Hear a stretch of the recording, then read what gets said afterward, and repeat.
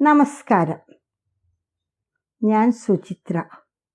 ഇന്നീ വായനാ കൂട്ടായ്മയിൽ നമ്മൾ വായിക്കാൻ പോകുന്നത് ശ്രീ പ്രകാശൻ ചുനങ്ങാട് എഴുതിയ അപ്പുവിൻ്റെ ലോകം എന്ന നോവലിലെ അദ്ധ്യായം 3 ഭാഗം 3.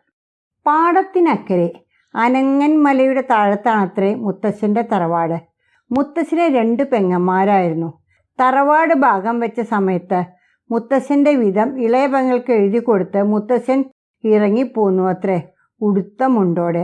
അവൾക്ക് ഒന്നുമില്ലാത്തത്, ചേവലും പെട്ടയും തിരിയാത്ത 3 മക്കളാ അവൾക്ക് എന്നാണത്രേ മുത്തശ്ശൻ മുത്തശ്ശിയോട് പറഞ്ഞത്.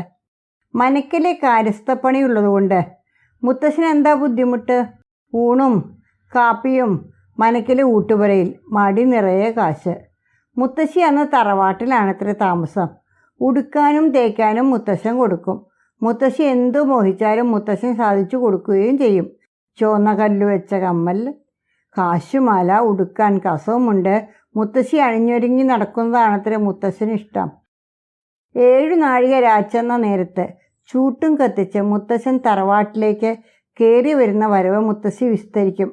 അന്ന് നിന്റെ മുത്തശ്ശന് 20 പ്രായം, മെലിഞ്ഞ ദേഹം, ചെമ്പിൻ്റെ നിറ, മുറക്കി ചോപ്പിച്ച വായ, ചേന്നമംഗലം മുണ്ടേ ഉടുക്കൂ.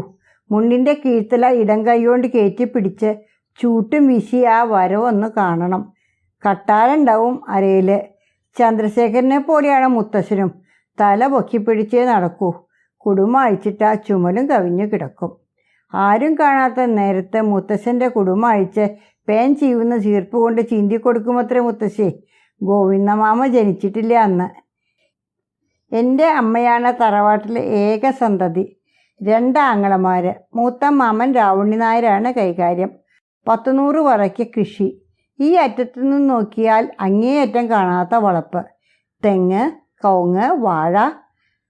പടിഞ്ഞാറത്തൊടിയിലാണെങ്കിൽ മാവ്, പ്ലാവ്, പുളി, തേക്ക്. പടുമരങ്ങൾ വേറെ. പാമ്പുംകാവുമുണ്ട് തറവാടിൻ്റെ തെക്കേ മൂലയ്ക്ക്. 4 കെട്ടാണ് തറവാട്. വീടിൻ്റെ മുകൾ നിലയിലുമുണ്ട് 4-5 മുറികൾ. മുത്തശ്ശനും മുത്തശ്ശിക്കും 1 മുറി. ബാക്കി മുറികളൊക്കെ അടച്ചിടും. പെരുമാറാൻ ആൾ വേണ്ടേ? താഴത്തെ നില തന്നെ ധാരാളം. രാവുണ്ണി മാമയും രാഘവൻ മാമയും രാത്രി അമ്മായിമാരുടെ വീടുകളിലേക്ക് പോവില്ലേ? 2 ആങ്ങളമാർക്കും കൂടി 1 പെങ്ങൾ. പെങ്ങൾക്ക് 2 പെൺമക്കൾ. മൂത്തതാണത്രേ അപ്പുവിൻ്റെ മുത്തശ്ശി.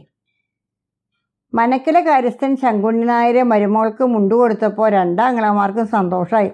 അന്ത്യത്തുണയ്ക്ക് തറവാട്ടിൽ ആളായല്ലോ. രാഘവൻ മാമയ്ക്ക് തറവാട്ടുകാര്യം നോക്കാനോ കൃഷിപ്പണിയിലോ ഒട്ടും ഇഷ്ടമുണ്ടായിരുന്നില്ലെന്നാണ് മുത്തശ്ശി പറഞ്ഞത്. നാടകം കളിച്ചു നടക്കാനാണത്രേ രാഘവൻ മാമയ്ക്ക് ഉത്സാഹം. രാഘവൻ മാമയ്ക്ക് പാട്ടും കളിയും അസലായിട്ടറിയാം. ദേശത്തുള്ള പെങ്കിടാങ്ങളെ പാട്ടും കൈകൊട്ടിക്കളിയും പഠിപ്പിക്കും രാഘവൻ മാമ. നാടകം കളിക്കുമ്പോൾ രാഘവൻ മാമയാണ് രാജാപ്പാട്ട്. അതുപോലെ സത്യവാൻ സാവിത്രിയിൽ സത്യവാൻ, ഹരിശ്ചന്ദ്ര ചരിത്രത്തിൽ ഹരിശ്ചന്ദ്രൻ. തറവാട്ടുകാര്യങ്ങൾ നോക്കാതെ രാഘവൻ നാടകം കളിക്കാൻ നടക്കുന്നത് രാവുണ്ണി മാമയ്ക്ക് ഇഷ്ടമല്ല. ഏട്ടൻ കൃഷികാര്യങ്ങൾ പറയാൻ തുടങ്ങിയാൽ അനിയൻ ശ്ലോകം ചൊല്ലും.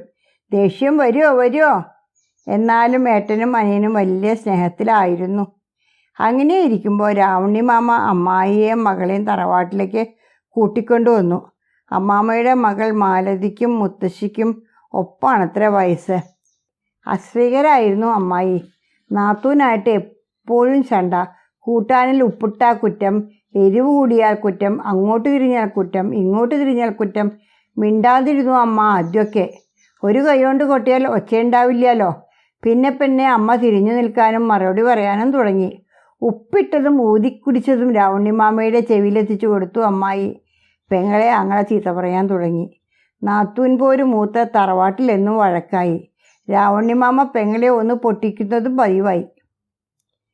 രാഘവൻ മാമ പെങ്ങളുടെ ഭാഗം പറഞ്ഞു. പെങ്ങൾ തെറ്റൊന്നും ചെയ്യുന്നില്ലെന്ന് അമ്മാമ്മയ്ക്ക് ബോധ്യമുണ്ട്.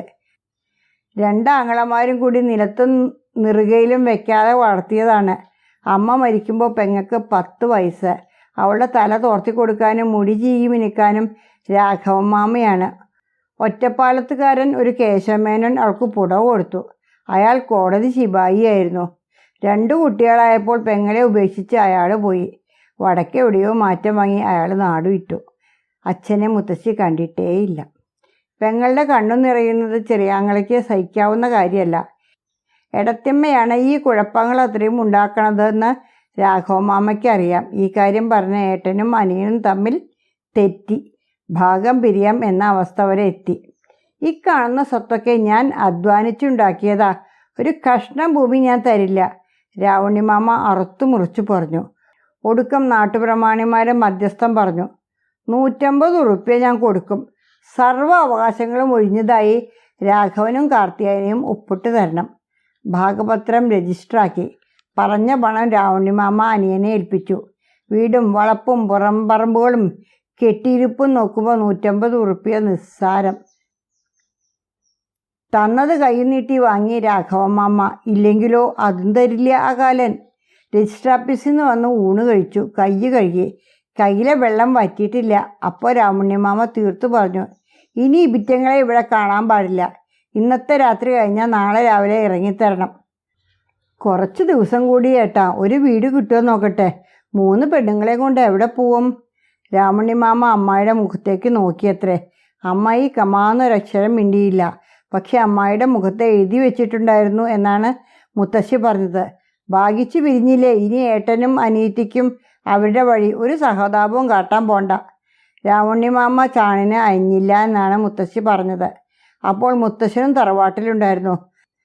സംബന്ധ വീട്ടിലെ കാര്യങ്ങളിൽ മരുമകളുടെ നായർക്ക് ഇടപെടാൻ പാടില്ലത്രേ. മുത്തശ്ശൻ ഒരു കാര്യം ചെയ്തു. രാത്രിക്ക് രാത്രി അച്ഛൻ തമ്പ്രാനെ ചെന്നു കണ്ടു. മനവക കളുണ്ട് കിഴക്കേ തോടിൻ്റെ കരയ്ക്ക്. നെല്ല് വരുന്നത് ഉണക്കാനും സൂക്ഷിക്കാനും ഉണ്ടാക്കിയതാ ആ കളം. ചെത്തി തേച്ചിട്ടൊന്നുമില്ല. ചാണകം മെഴുകിയതാ തറ. ആ അവസ്ഥയിൽ അതന്നെ സ്വർഗം. അവിടെ താമസിച്ചോളൂ ശങ്കുണ്ണി തൽക്കാലം. എത്രയും വേഗം വീടുണ്ടാക്കുക. സ്ഥലം നോം തരാം.